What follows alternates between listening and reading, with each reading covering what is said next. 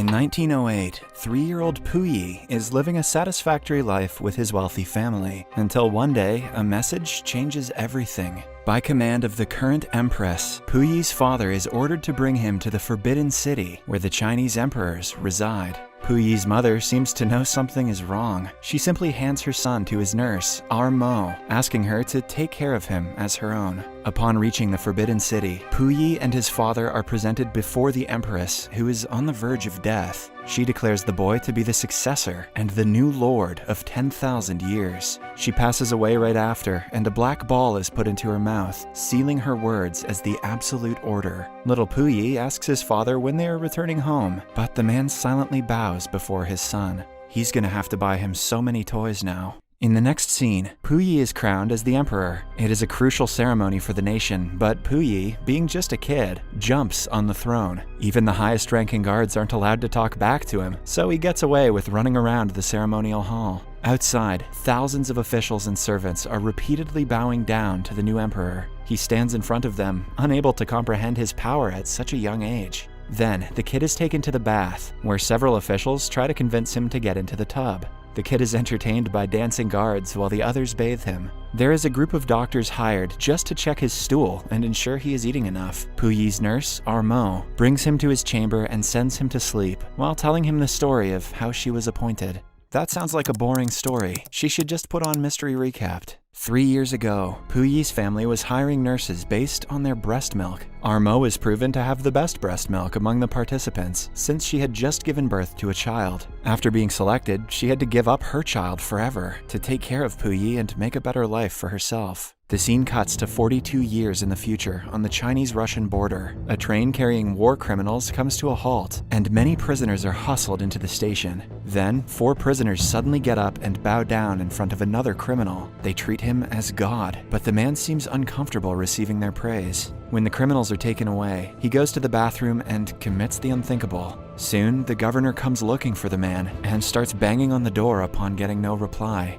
As the man watches the sink fill with his blood, it is then revealed that he is none other than the last emperor of China, Puyi. The attempt fails when the governor finds Puyi and saves his life. After that, all war criminals are brought to a public security detention center in Fushun. While being assigned to rooms, Puyi meets his blood brother, Puyi. The scene then changes back to 1914. It has been almost 7 years since Puyi's crowning, and his family has come to meet him for the first time. The parents leave shortly, but not before leaving their younger son, Puyi, with Puyi. Initially, Puyi takes time to adjust to the royal environment. Puyi helps him by boasting about how other people get punished for his mistakes, and how he is allowed to do anything he pleases. This is proven when he breastfeeds off Mo at the age of 10, and no one bats an eye. Just because you can get away with a thing doesn't mean you should do it. Later, the brothers get into an argument when Puyi degrades Puyi for wearing yellow, which is a color only the emperor can wear inside the palace. In retaliation, Puyi reveals that he is not the emperor anymore. Puyi tries to discredit him and asks the guard to drink green ink. When the guard does as told, he thinks his point is proven, but Puyi remains adamant in his claims. He leads Puyi to the top of a newly constructed wall, built to divide the northern residential section from the rest of the Forbidden City. They see a man riding in a car below, with several guards around him, like he is the emperor. Puyi is shaken at the threat being made to his throne. He asks the High Tutor if he is still emperor, and is told that he will always be the emperor inside the Forbidden City, but not outside, because China is now a republic, and the legitimate ruler is the president. Another shock hits Puyi when he discovers his dear Mo has been sent away, because he doesn't need a nurse anymore. We see the guards forcefully carrying her out of the palace, refusing to let her meet Puyi to say the last goodbye. The scene cuts to 1950 again. Puyi and Puyi are imprisoned as war criminals in the same cell. The governor berates all the prisoners for betraying their country in the time of war, ordering them to write down every mistake they have made and crimes they have committed in life. Back in 1919, a tutor named Johnston is assigned to educate 15-year-old Puyi. He discovers that Puyi is a spoiled, entitled kid who doesn't know the value of hard work. With time, he wins the kid's trust by providing him news from the outside that he isn't allowed to be exposed to. He even gifts Puyi a pair of sunglasses and fights the superior Lord Chamberlain to let the kid wear them. 3 years pass, and in 1922, Puyi is asked to marry Wan Zheng, a princess who matches his standard. When Puyi retaliates that he wants to marry someone of his choice, he is given the freedom to choose his second wife. "I'll take it," says Puyi. After the first wedding ceremony, he gets to see Wan's face and is mesmerized by her beauty. She covers his face with kisses while the servants, who are also in the room, take their clothes off. However, Wan stops them midway, and they ultimately decide to sleep without making love. Again, back to the future. Puyi is taken to a room and asked to reveal why he thinks he's in prison as a criminal. His first response implies that he is an innocent man who was pulled into life as an emperor and has no part in China's recent history. The interrogator angrily refuses to take the answer, so the former emperor starts telling him what happened in 1923. By now, he is old enough to rule the way he pleases, and not under adults who exploited their power. First, he cuts off the woven ponytail, which, until recently, was considered a crime against the nation. He then demands audits of the expenses done by the imperial storerooms. That night, the officials burn the audits to keep their corruption hidden. But the next day, Puyi expels all of them with the help of Republican troops. The interrogator wants to know how Puyi connected with the Japanese. It turns out that in the war, he sided with Japan, which is why he is considered a national criminal. Puyi continues that when he was 19, he and the imperial family were attacked by the troops of the warlord, Feng. They are given 1 hour to leave the Forbidden City. Puyi has not been out of the palace since he was 3, so the family has absolutely nowhere to go. At such time, Johnston suggests they take asylum in the British Embassy. For the first time in 16 years, Puyi leaves his home, and as they depart, the Republican flag is raised over the Forbidden City. However, unlike what they had decided, the Imperials go to the Japanese embassy because it is prepared to help. Puyi argues that he did not ask them for support, but aided himself by selling family treasures. Puyi then remembers the time he was in Tientsin. He and his first wife Wan have changed their names to Henry and Elizabeth. They're enjoying themselves at a party where Puyi's second wife, Siu, is dancing with an American. They get a little too close while talking about Puyi's wives. As they drive to the Japanese legation after the party, Siu declares that she wants a divorce. A shocked Puyi retaliates that no one can divorce him, but Siu leaves shortly after, never to return. Later that night, Puyi's distant cousin Jewel arrives at their residence and meets Elizabeth. While getting high on opium, she reveals that she is a Japanese spy. An innocent Elizabeth trusts her, but still shares her worries about Puyi and his relationship with the Japanese. She is not happy that he sent his brother to a military academy in Tokyo. Later, Puyi is informed about the recent vandalism of their ancestors' tombs by the troops of the Nationalist Party.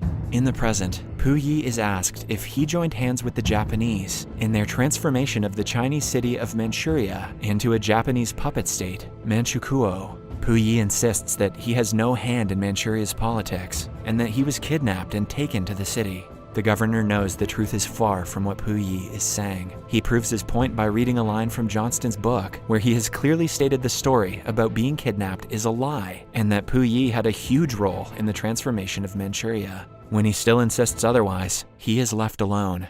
Then he recalls what actually happened surrounding his kidnapping. In 1932, the Japanese are using Puyi's hereditary right to rule Manchuria, but he in turn wishes to use them to come back into power. Johnston knows what Puyi is doing is not ethical, but Puyi shows his spoiled and arrogant side once again, claiming that China has turned its back on him. Now, it is his turn to do the same. His wish comes true in 1934, when the Japanese decide to promote Puyi to be Emperor of Manchukuo, now that he has served as head of state for the past 2 years. He yet again gets to wear the traditional robes of the Qing dynasty that he took so much pride in. Jewel, who is also at the ceremony, congratulates Elizabeth, telling her that she is an empress again. Then, we are introduced to Emakasu, an order in the Imperial Japanese Army, and Puyi's close work friend. He snaps photos of Elizabeth and Jewel together. He even supervises the filming at the coronation ball that evening. Meanwhile, Puchie is also at the party in a Japanese military uniform with his pregnant wife. As the lively party continues, Elizabeth and Jewel arrive high on opium.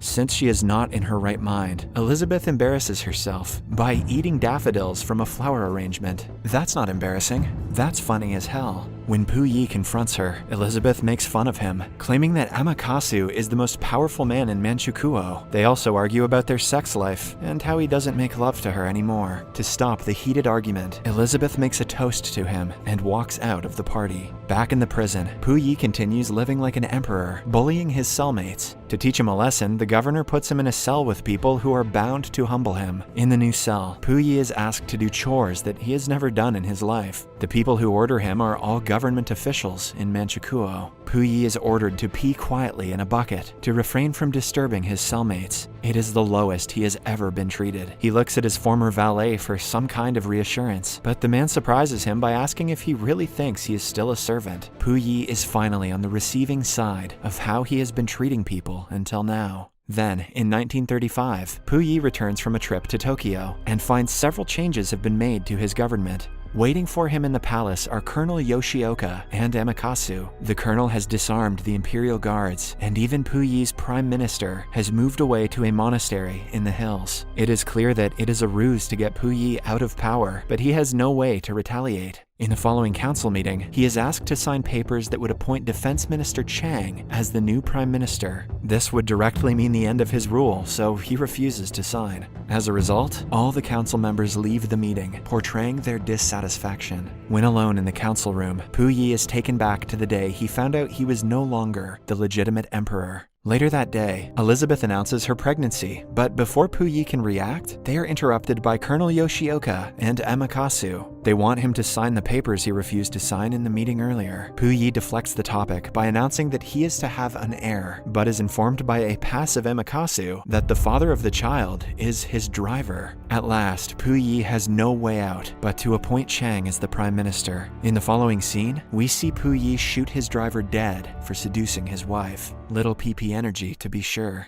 A few months later, Elizabeth gives birth, but the doctor murders the baby. Puyi is told the child was stillborn. Elizabeth runs away from the hospital, never to return, leaving Puyi alone. Then, in 1945, the Japanese emperor surrenders and the war is over. Jules listens to the surrender broadcast, while Amakasu commits the unthinkable. Elizabeth also comes back from hiding and is over the moon because of Amakasu's death. She spits in the face of the Japanese soldiers, mocking them. When she comes across her ex-husband, she shakes in shock and has to be aided by her nurse. Meanwhile, Colonel Yoshioka is trying to run back to Japan to escape the Russian soldiers. He wants Puyi to join him, but the man delays, trying to get to his wife first. She refuses to come, and eventually Puyi and the colonel are caught. This is how they were imprisoned for 5 years, before being brought to the prison Puyi is currently in. Back in the present, Puyi is tending to his flower garden in the prison. After years of spending time with the inmates as equals, he has found a passion for gardening. His rivalry with the governor has also died down, and they seem to like each other now. The governor laughs at the fact that all his life, Puyi thought he was better than everyone else, but now he thinks he is the worst of all, which is why he tried to commit the unthinkable. Then comes the year 1959, when Puyi is handed a proclamation of release after serving 14 years in prison. He is happily let go of the place to live an entirely new life. The scene cuts to the year 1967. The former emperor now works as a gardener at Beijing Botanical Gardens and is leading a decent life. One afternoon, he visits the Forbidden City and looks at his former throne. As his heart fills with emotions, he steps over the decorative rope, beyond which the tourists are not allowed to go. A boy stops him, and Puyi replies that he was the Emperor of China. When the boy is distracted, Puyi disappears and is never found. In the last scene, a tour guide leads tourists into the throne room, telling them about Puyi's life story and explaining that he died in 1967. Subscribe for more videos like this, turn on notifications, and leave a like.